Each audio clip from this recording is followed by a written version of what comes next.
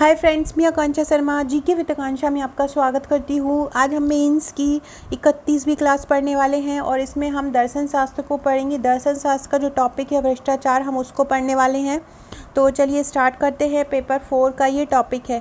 भ्रष्टाचार एक बहुत महत्वपूर्ण टॉपिक है दर्शन शास्त्र में। मेरी तो दर्शन शास्त्र की बुकलेट आपको मिलेगी पेपर 4 की। उसमें पूरा का पूरा सिलेबस कवर रहेगा, यूनिट 1 से लेके जो भी पूरा यूनिट 5 तक।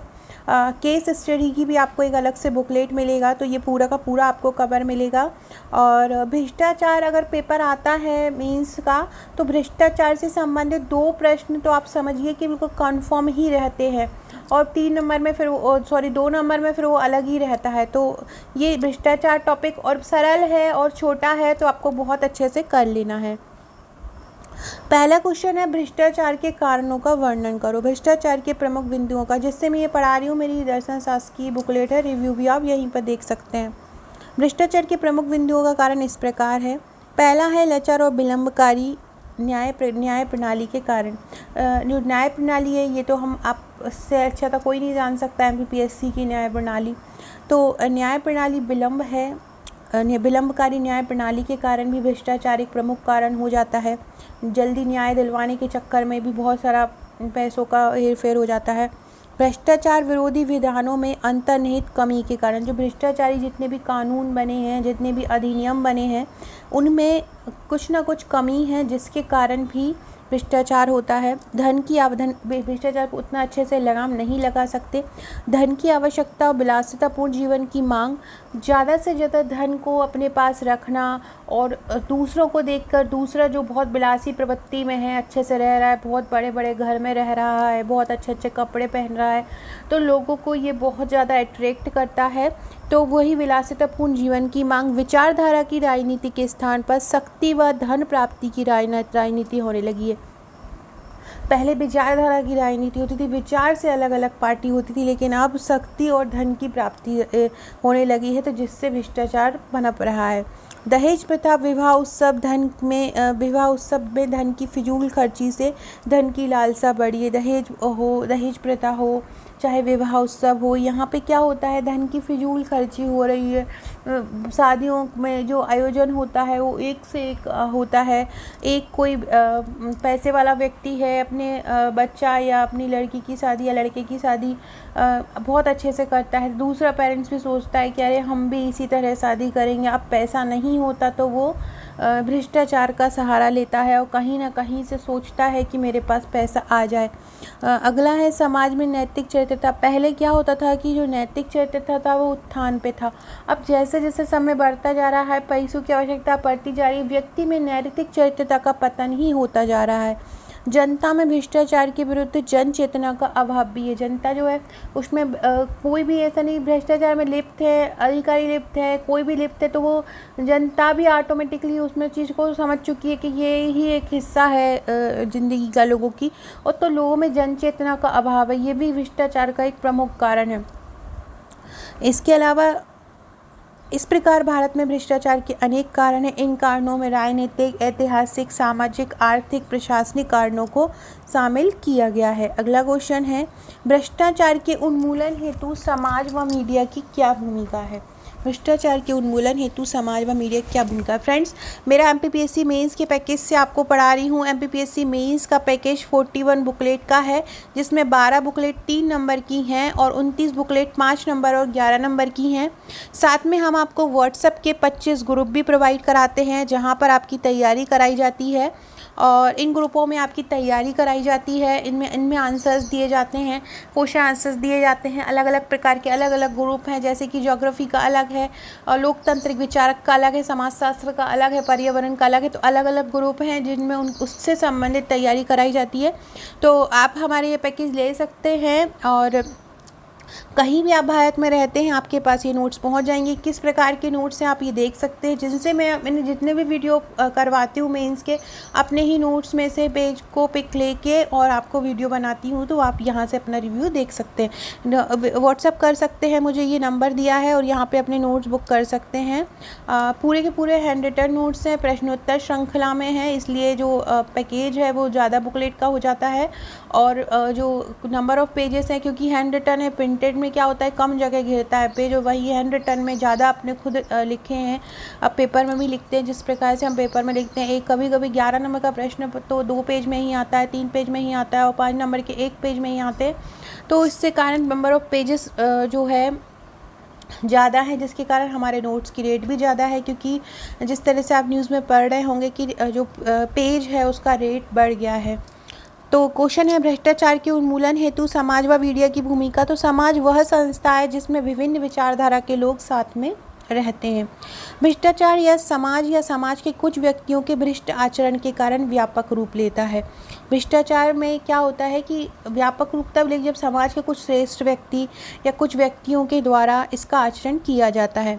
सामाजिक मूल्यों के पतन तथा सामाजिक आदर्शों के ह्रास के कारण समाज में भ्रष्टाचार पनपने लगता है। सामाजिक मूल्यों का अगर पतन हो जाता है या सामाजिक आदर्शों का हानि हो जाती है तो समाज में भ्रष्टाचार पनपने लगता है। समाज द्वारा भ्रष्ट व्यक्ति की निंदा कर इसे रोका जा सकता है। अगर समाज ही उन भ्रष्टाचार व्यक्तियों को नहीं अपनाएगा तो कैसे अपना व्यापक रूप धारण करेगा, कैसे वो व्यक्ति और भ्रष्टाचार को, लेकिन समाज क्या करता है कि उन भ्रष्ट व्यक्तियों को अपना लेता है।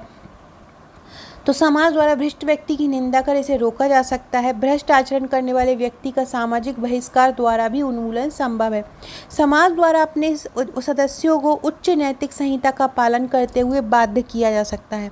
समाज द्वारा भ्रष्टाचार के विरुद्ध जनमत भी तैयार किया जा सकता है। इस प्रकार समाज सामाजिक नैतिक संहिताओं, सामाजिक मूल्यों, जनमत और सामाजिक आंदोलन के माध्यम से भ्रष्टाचार पर नियंत्रण स्थापित कर सकते हैं। ये आपका किस क्वेश्चन का आंसर हो गया कि भ्रष्टाचार उन्मूलन में समाज का क्या योगदान है। अब अगर मीडिया की बात करें तो मीडिया एक ऐसा साधन है, ये आपको 20 नंबर में आ सकता है। मीडिया एक ऐसा साधन है जो आम जन को समाज में होने वाली घटनाओं के बारे में जानकारी देता है। मीडिया न्यूज़पेपर हुए, टीवी में न्यूज़ हुई, न्यूज़ चैनल हुए, ये सभी हमको या सोशल मीडिया हुआ, तो ये सभी हमको जानकारी देते हैं कि कौन सही है कौन गलत, और कहीं ना कहीं हम उन बातों को सही मान लेते हैं। अगर मीडिया भी एकजुट होकर लोगों को जागरूक करे और भ्रष्टाचार के प्रति आवाज़ उठाए तो कहीं ना कहीं भ्रष्टाचार का उन्मूलन संभव है, जो कि बिल्कुल होता नहीं है। मीडिया स्टिंग ऑपरेशन के माध्यम से भ्रष्टाचार को उजागर करती है। मीडिया ने कई बार स्टिंग ऑपरेशन किए हैं और उसने भ्रष्टाचार को उजागर भी किया है। प्रशासनिक नीतियों, कार्यक्रमों व योजना निर्माण क्रियान्वयन की सटीक जानकारी सूचना के माध्यम से जनता तक मीडिया पहुंचाता है। सार्वजनिक धन का अगर कोई दुरुपयोग हो रहा है तो वो भी जनता के सामने मीडिया रखता है।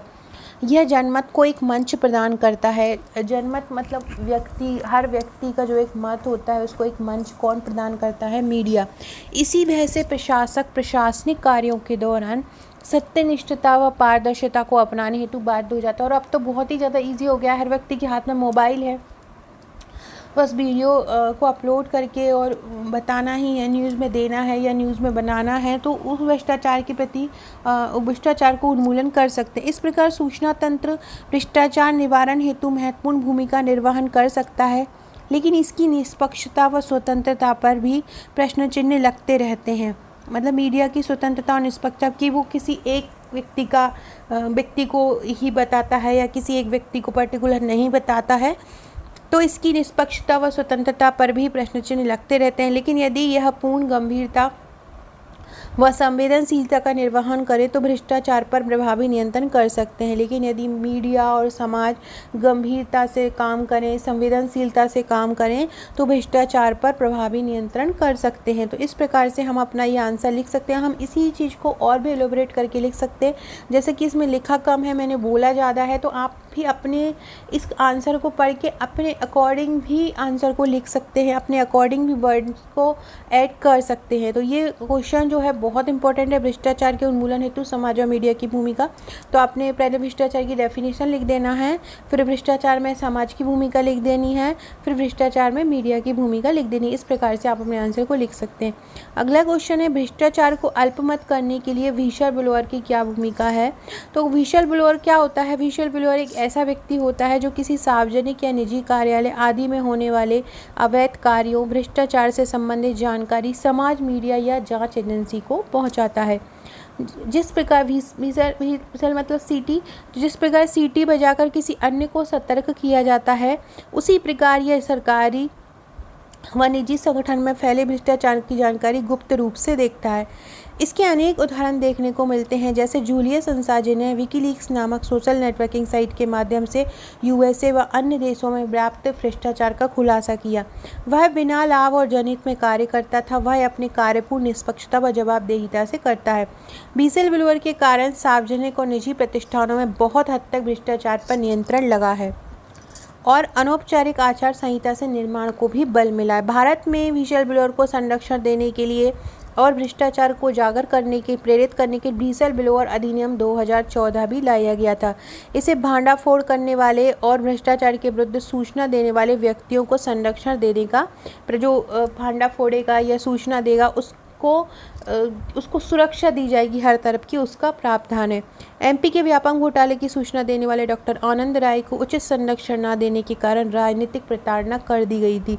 इस घटना को देखते हुए व्हिसल ब्लोअर को संरक्षण देने की आवश्यकता है। सो फ्रेंड्स, इस प्रकार हम अपना आंसर लिख सकते हैं। अब हम नेक्स्ट वीडियो में पढ़ेंगे अंतर्राष्ट्रीय पारदर्शिता पर टिप्पणी लिखो। अगर आपने अपना नंबर मेरे व्हाट्सएप पे नहीं भेजा है तो भेज दीजिएगा और अपना नंबर सेव करवा दीजिएगा ताकि आपको मेरे स्टेटस शो हो सके।